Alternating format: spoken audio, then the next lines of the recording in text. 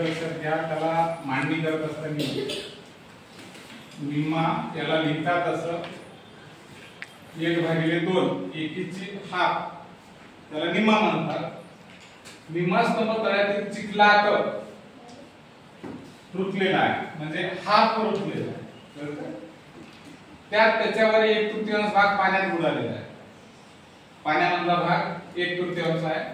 तर 1/3 असं लिहित असतात. कशाचा? तर x नावाचा खांब आहे. त्या x च्या 1/3 भाग म्हणजे त्याला x/3 असं म्हणायचं आहे. निम्मा भाग म्हणजे x/2 असा. त्या खांबाचा निम्मे म्हणजे 2 भाग.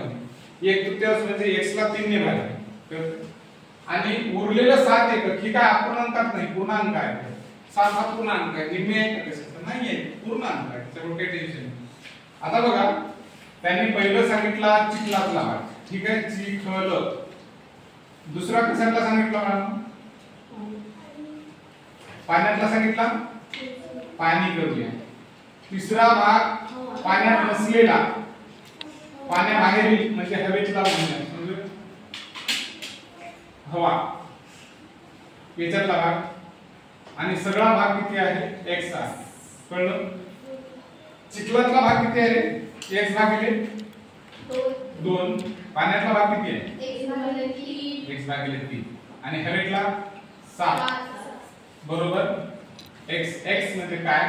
तर एकूण खांब, सगळा खांब होईल, स्तंभ सॉरी. x म्हणजे सगळा स्तंभ, त्याच्यातला एवढा भाग चिखल, एवढा भाग पाण्यातला, एवढा हवेतला. आता काय करायचं राहते? लसावी काढताना 2 ने 3 ला गुणायचं. 3 दोन्ही 6. तर 6 हे एलसीएम आला आपला, एलसीएम 6 आलं. कसं? असं 2 1 2 3 3 1 3 3 1 3. आता काय याचा गुणाकार करत असतो?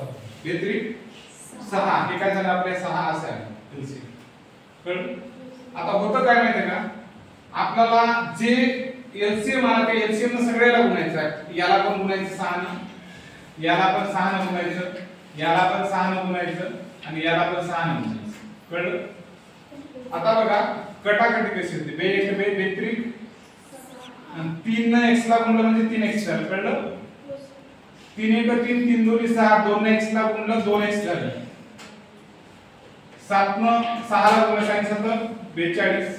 x ने 6 ला गुणलं 6x झालं. आता एक रेषीय समीकरण झालं, लिनियर इक्वेशन ज्याला म्हणतात. एका सरळ रेषेत आला. आता सोपं जातं. पण 2x आणि 3x किती x झाले? 5x झाले. 5x इकडून वजाबाकीत नेतो. 42 असेल असे ठेवतो. 6x मधून 5x वजा करायचे, नुसता x राहिला. 42 x ची किंमत काय आहे? आणि 42. कळलं का? की डोक्याच्या वरून झालं सांगायचं बरोबर. आलं का लक्षात?